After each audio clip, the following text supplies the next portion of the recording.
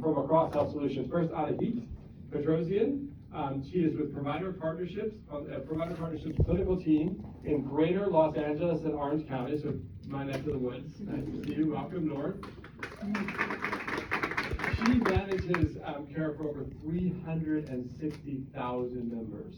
So think about the impact of that. That's making a difference. Renee Wade, utilization management concurrent review. She alone reviews about 500 members a month. So real world, frontline, real world. And then Angela Picada, who is the Promise Facility Review, and so that she touches the lives of more than 500,000 Promise members. So she's making sure that every facility they go to is meeting the standards. So what we're going to do is talk to you all about what it's like to do your job, what it's like to be here at Blue Shield. So let's start though by introducing yourselves and then share a little bit more. I gave the kind of title, but a little bit more about what you do every day here at Shield.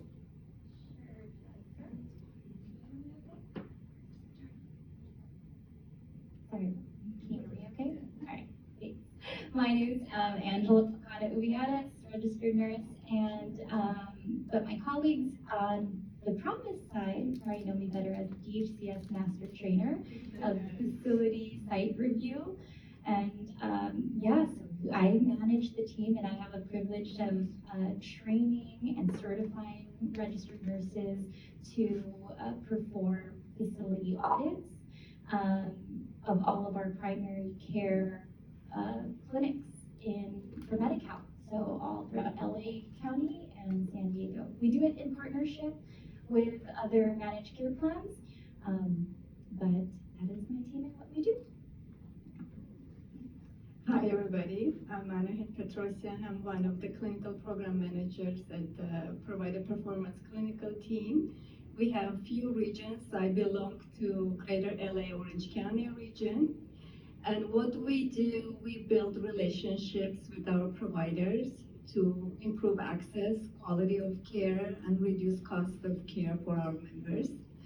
In addition to that, we build relationships, collaborations with our internal stakeholders and teams. So my role is a little bit interesting and comprehensive because I work with external providers and with our internal teams. And my name's Renee Wade. I'm a nurse with Utilization Management Department. The Utilization Management Department, I've been there 12 years, and I've seen so much growth. I'm so grateful.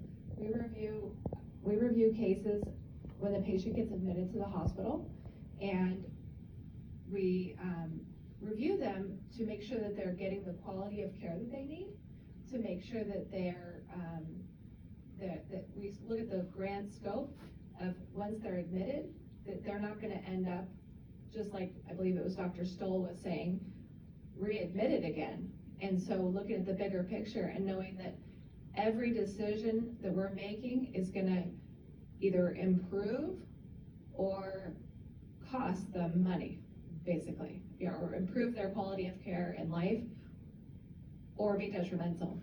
And in 12 years, I will say, I've seen such growth. I mean, 5 years ago, we used to give lower level of care authorizations for months for facilities that were not safe and were not audited. And now we do really thorough reviews and anticipate needs ahead of time. So I grew up, for those of you who've heard me before, I grew up in the middle of nowhere in Maryland, so I used to call it a town, but it was a country, and I was always mesmerized. We would go to the shopping mall. Malls are no longer a thing, I guess, but we would go to the shopping mall 20 minutes away, and I would always be mesmerized by the mall map and say, oh, this store is here and this store is here, and there's the second floor. So we're in a little mall map exercise. So you told us what you do every day. Now if you could talk to us, we'll maybe start with you, Renee, about how does your work, how do you see it fitting into our strategy, whether it's Health Solutions or Blue Shield? So how does your work, how do you see it, what you do every day fit into our strategy? I feel like in our department, we're the connect the dots department because we have the prior auth team, we have the case management team, and we have the utilization management team. And prior auth gets the call from the member's family saying, this patient needs surgery. And the utilization management team takes that patient upon admission and goes, are they getting the surgery they need to have? Are we seeing delays? If we are, we're gonna try to anticipate or prevent the delays. And then just to ensure that the follow-up care is in the case and is demonstrated in our documentation thoroughly, so that when case management follows up, that member's care hopefully improves from the surgical intervention or the hospital care that they receive. There you go, care worthy of our family and friends, right? So that's good. How about you, Ahi? Every day we go to work, we look at big data on a daily basis, and one of the analytical thinking we have, what are the gaps, how we can make it better, what are the interventions and programs we're gonna offer to our providers to improve the care for our members. And having that mindset, also having the internal connections and resources helps us to improve access to care. By improving access of care, we're reducing cost of care because we're not wasting resources, and we're improving quality of care for our patients that we message and we promise almost on a daily basis. So we need to honor what we promote, what we stand for, what's our mission, and then deliver it every day. So that's how our team works. Yeah, I mean, how do you beat that? I'm kidding. You know, I like to, as the master trainer, train incoming nurses to use, you know, really our mission as a compass for how we partner with providers, with the clinics, and how, you know, if you're walking through a clinic, would you send your child here? Would you send your mother there?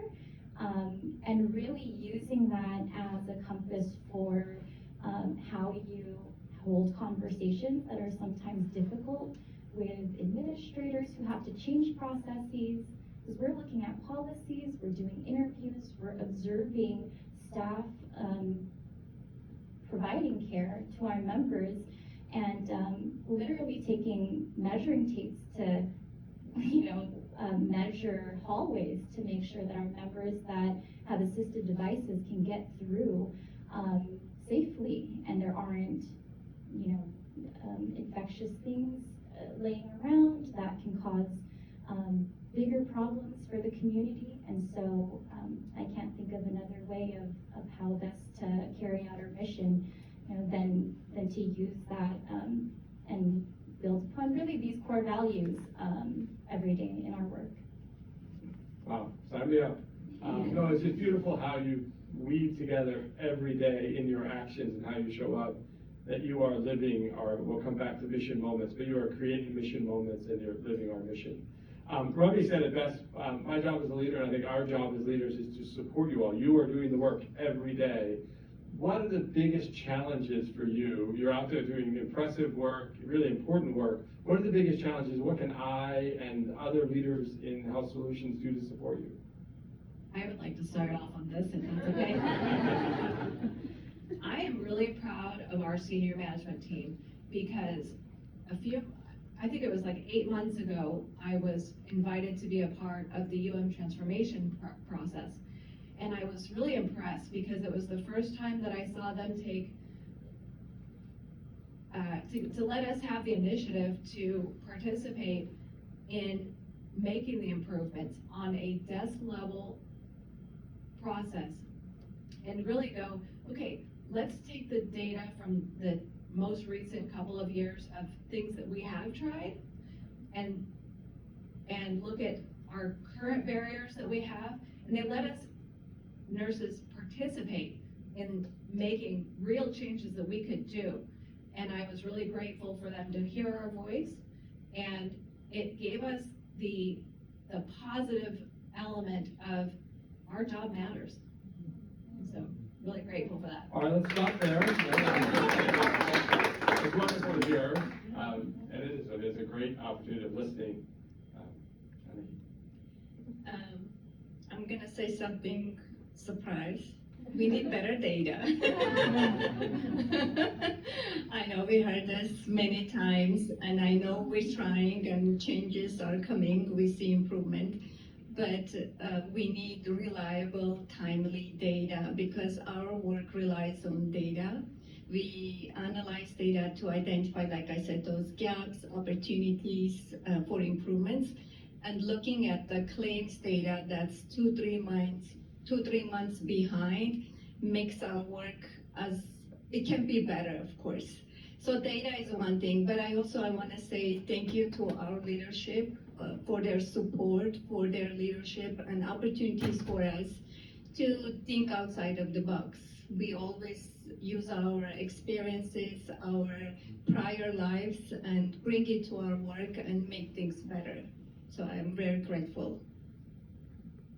Yeah, I mean, I echo a lot of the things that you guys just mentioned. To say something different though, I would just say, you know, opportunities like this, especially being on the promise side, we don't have a lot of intersection sometimes.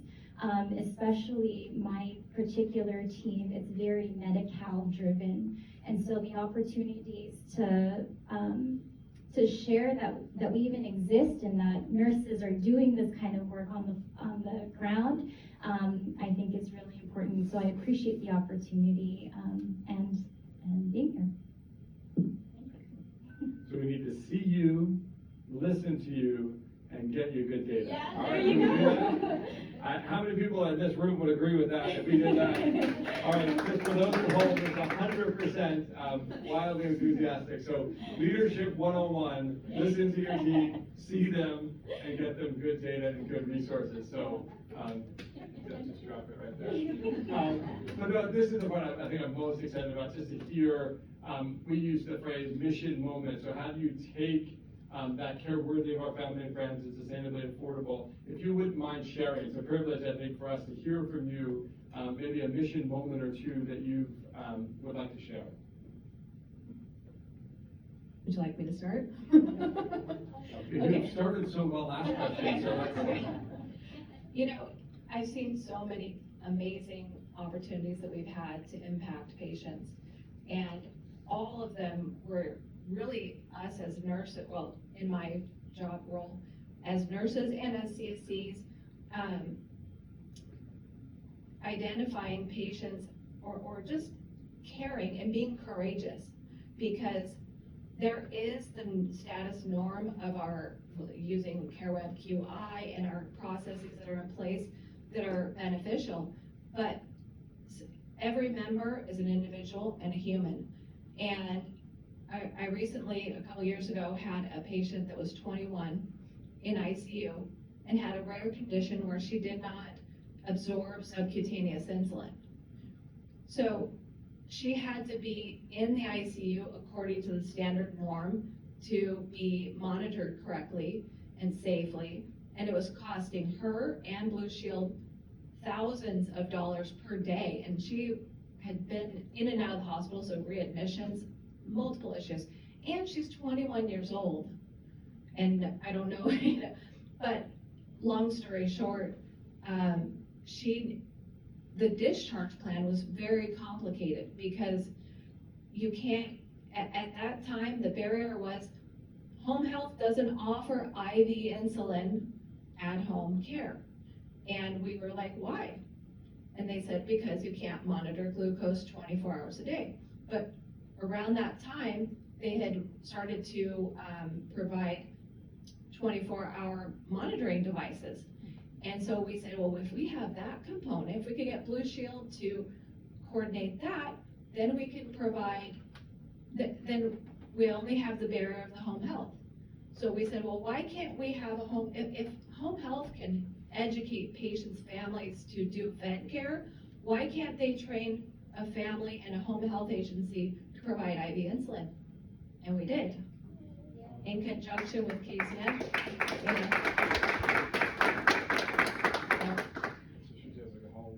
So she went home, and I think, I remember speaking with the case management department, and she was so happy.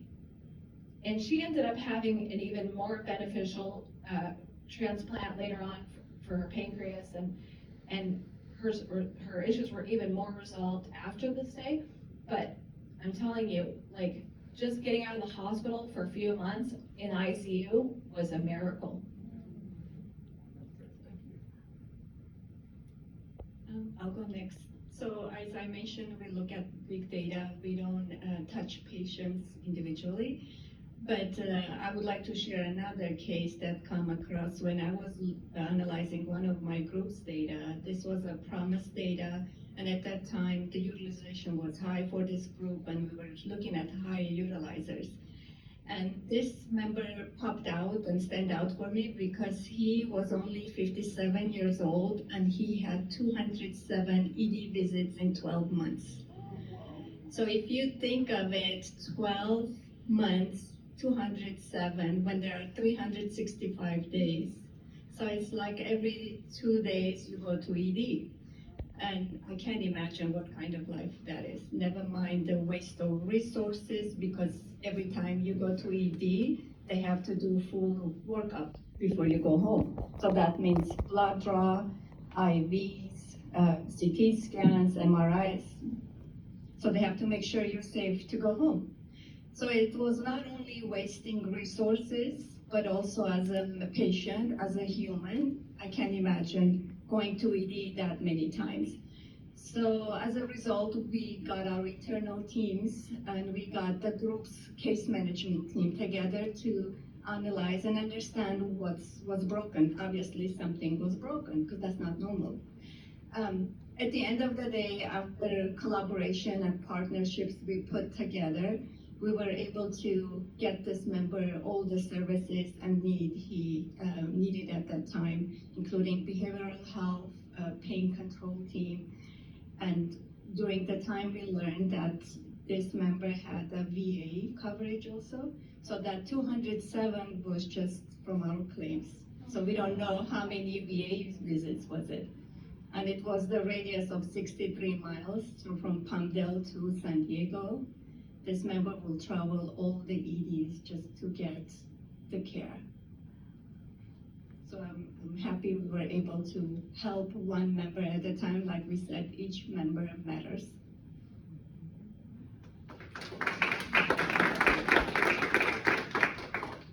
Yeah, I think, the fortunate thing about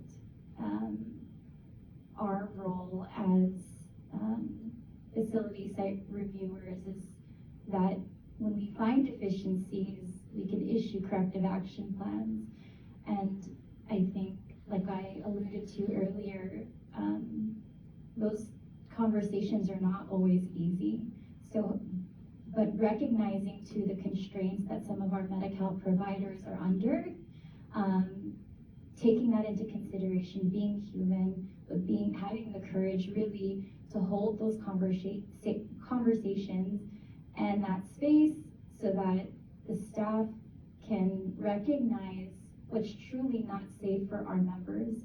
And, we get to do that every day, which I think is really fortunate because, as you mentioned earlier, the scale in which we're affecting the members that are walking through those doors is quite large. Thank you all. So we've established nurses are awesome. So let me dig in a little bit with each of you of why. Why did you become a nurse? So when you were thinking about this, how did you choose this vocation, this career path? I'm going to give you the typical, I wanted to care for people, of course, but I'm really fortunate that this profession's provided me an opportunity for it to look different than what most folks think of nurses.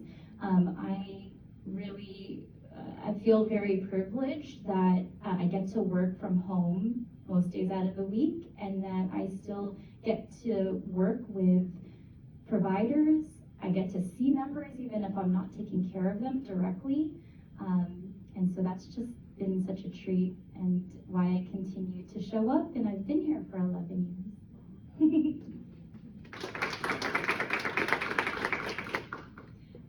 For me, nursing is my second career.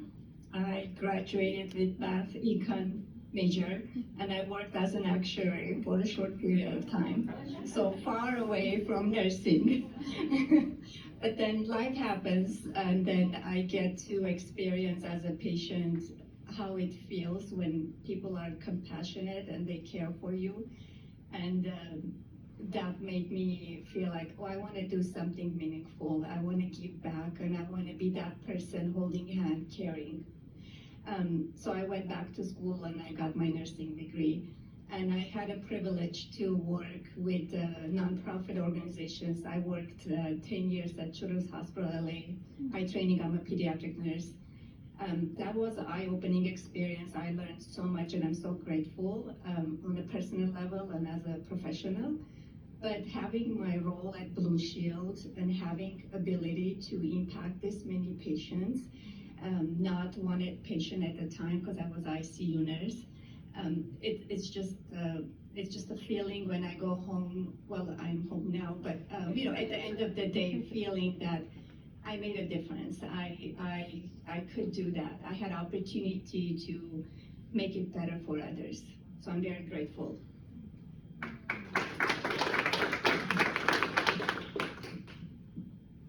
I would say I went into nursing because I'm a people person.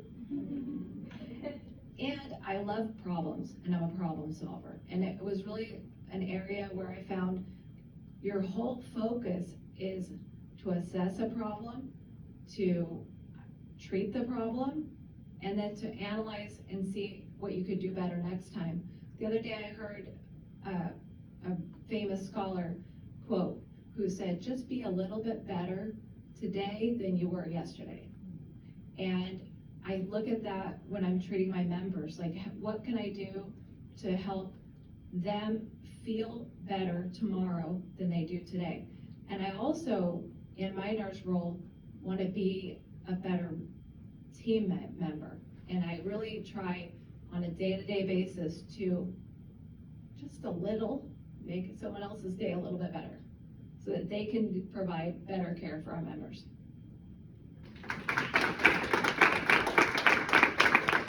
Okay, now I'm way off script. Here we go. This is fun. This is the fun question. If you had a magic wand and you could fix healthcare, what would be the thing that you'd fix first? You live this every day, right? You're working with providers, you're seeing it. If you could say, what would be one thing that, I would do this differently? Chatham House rules, it's all good. Whatever answer you give is great, but maybe you want to start. I want to go first on this one because this is like a dream come true if it happens. I would put all the hospitals, all the professionals who give care on a one medical record system. So we all have access to the Judy same Faulkner data. has that plan. Yes. So we can see what's done, what needs to be done versus starting over every time we see the patient. All right, I like your wand. I'm gonna give you another wand. How about what would be something that we could do that would help healthcare for everyone?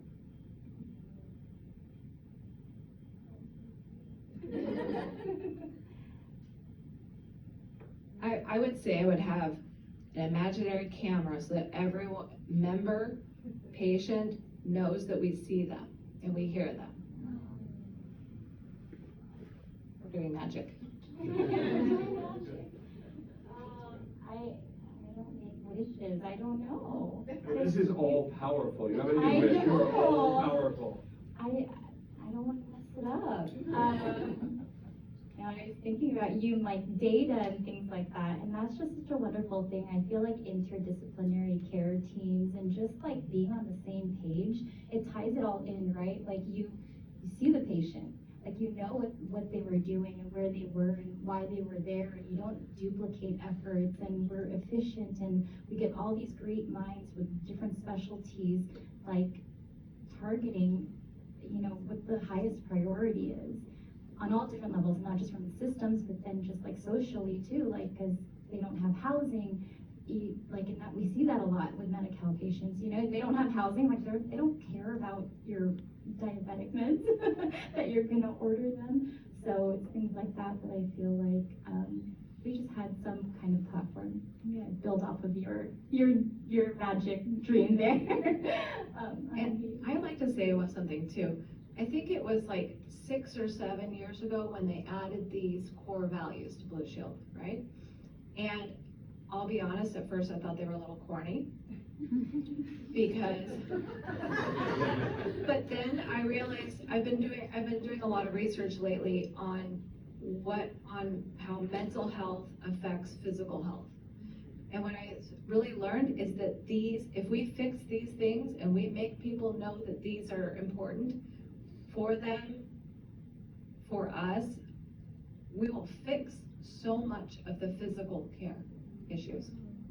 100%. Totally right. What I find fascinating and reassuring is that your magic wand is to see, hear, and know our patients and our members, and that's what you said for you to, for us to see, hear, and know you. No, I just think healthcare is a lot technical, but it is at the core human interaction, right? It is a human, sure, we have lots of tools and lots of things that we can do, but what you're bringing out is the humanity and the values of this. All right, I have been monopolizing the questions. I'm going to open it up. We're going to start with the folks here in Oakland. If you have a question for the panel.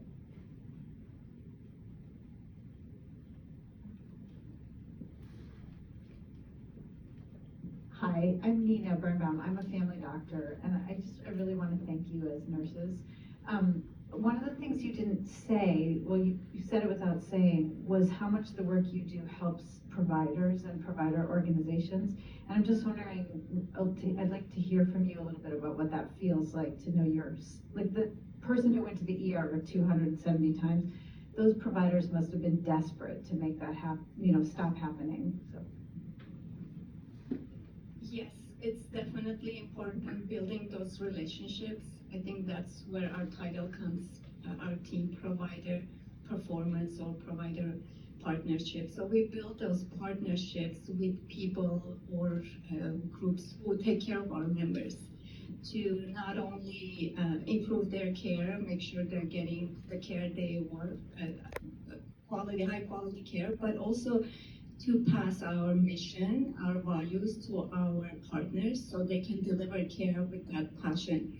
So going back to that case, all the ER notes we reviewed from discharge, they all said lack of, they didn't know what's happening outside that visit with the patient. So all the providers, to your point, were hungry to that information to know what happens post-discharge, because this patient was here 3 days ago or a month ago because he travels. So what happened in between? We said he needs this, that in our discharge summary.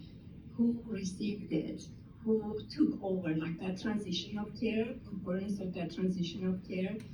It's so important, and we're kind of like connecting the dots and being investigators with them, being partners to help one member at a time, and then as a population to make sure there is no gap, to make sure the quality of care is high, and there's no waste because it's taking away from another patient.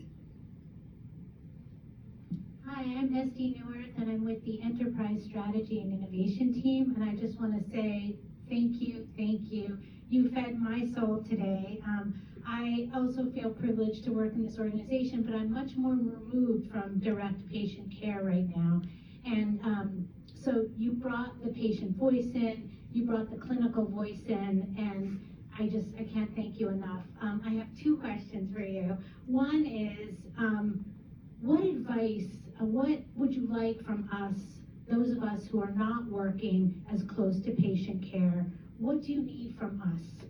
And how would you like us to show up? So that's question one. And question two would be, I love how you brought up how powerful it was to be a part of the transformation team. And there's this concept that Peter's been socializing with us about open strategy.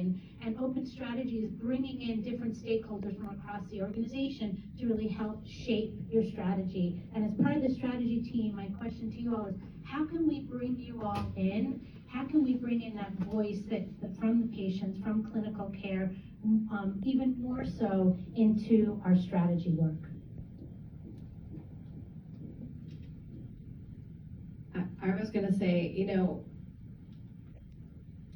first of all, we actually had some conversations before this meeting together.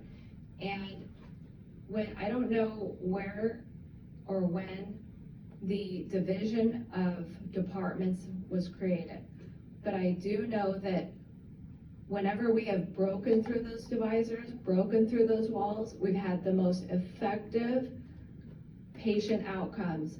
And I feel like it's actually not, it's exponential when you can do that for one member, it becomes possible for hundreds.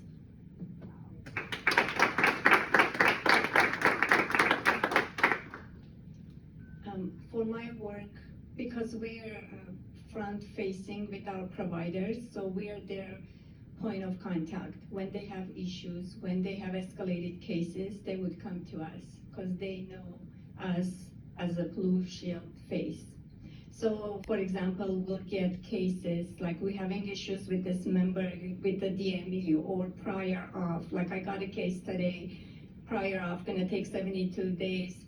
It's a pharmacy, can you help to expedite? It's a pharmacy prior auth request.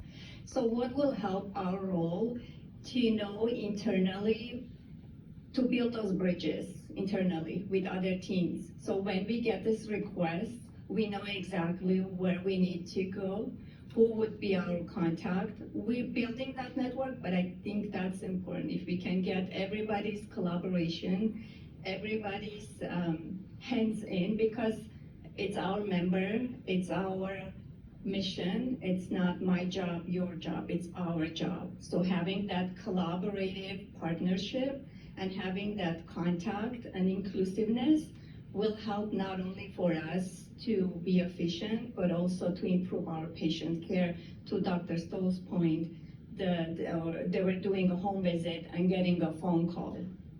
So to eliminate all those unnecessary waste and also improve the care. So internal networking is what's important for my role.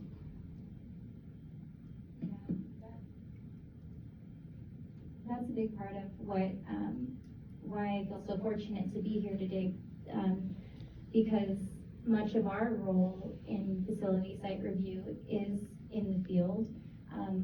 Similarly to you, we're the only representation of Blue Shield, and we're also interfacing with DHCS, or the Department of Healthcare Services, and other managed care plans. And so there's a lot of opportunity there that we can influence, but then when I take all that information back home, internally, not many people know about it. And so, to your point, like knowing even where to go, and I think just having the organization understand that we exist so that some of those questions can kind of ruminate about how can we partner, because ultimately, as an organization, we're all in it for the interest of our members, and so,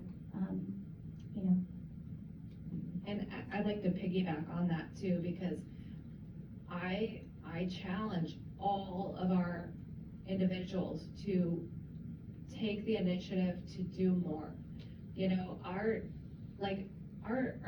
have a couple of leads in my department, and they can't spearhead every change and every improvement. And us as individual contributors can take the initiative to make the positive changes. I've heard on previous all-hands meetings or different things that they say, why don't you also come up with your questions with some suggestions or solutions, or it's very Who easy. says that? Oh. But I take that seriously because, I know some people are timid or skeptical that their ideas will be responded well, or for whatever reason. But I challenge all of our coworkers to take more initiative and to use their own skills and bring it to our team so we can be stronger and more connected. Thank you. No, I think that's what we'll get that. So time for one more question.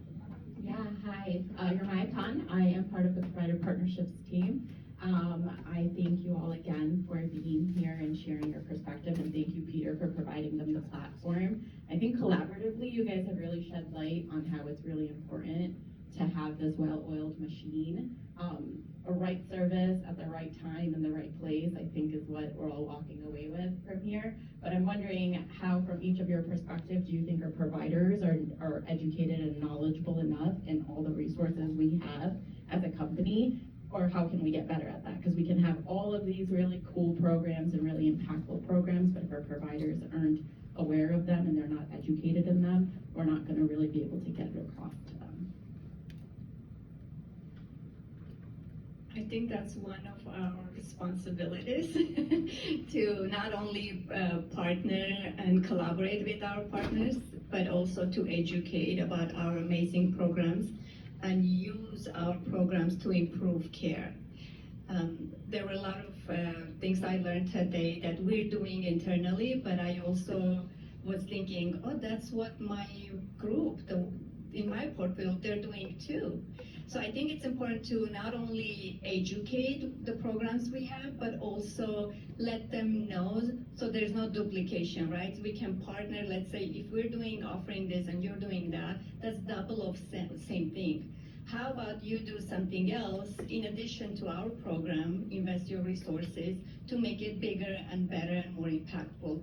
So I think it's important to let them know about our resources at Blue Shield. We have a lot of resources. We're so invested in our members, in our mission. There is so much for us internally to learn, all the tools, all the programs we have, and then take it to our providers and educate them and promote them to use it and educate our members. Because I'm confidently can say our members don't know all about their benefits. There's so much they have access to they're not aware of. So it's important for also members to know about the available benefits they have as part of their coverage that they're not using. Because if we utilize all the resources, all the great programs we have at Blue Shield, it can be so much better. And I wanna redirect towards the humanity, because, you know, learning is a demonstrated change in behavior, right? So when we share this information, I've been a part of letter teams where we were sending letters to providers to educate them, but without like connecting the dots of, did they change their behavior? Did they understand what it is we shared with them? I have had facilities call me and say, thank you for answering the phone. So the humanity aspect and then the change in behavior and demonstrating the learning aspect, I think, is what really is gonna help us grow closer to the providers. A few years ago, we had a program in place that kind of felt like caused some animosity between us and our providers. And it was, you know, we were trying to do a new process and it didn't work out, but just bringing those providers back in and saying, you know, I'm answering the phone, what can I do to help you? Oh, I'm not the expert on that, but let me find out who is and provide the feedback so that next time that's not a barrier. All right, I think that is a great place to end. What a gift that you've all given us today. Your insights, your work that you do every day on behalf of our members and providers. So I just want to thank you on behalf of the entire team for sharing your perspectives, your experience, your time with us today. So thank you.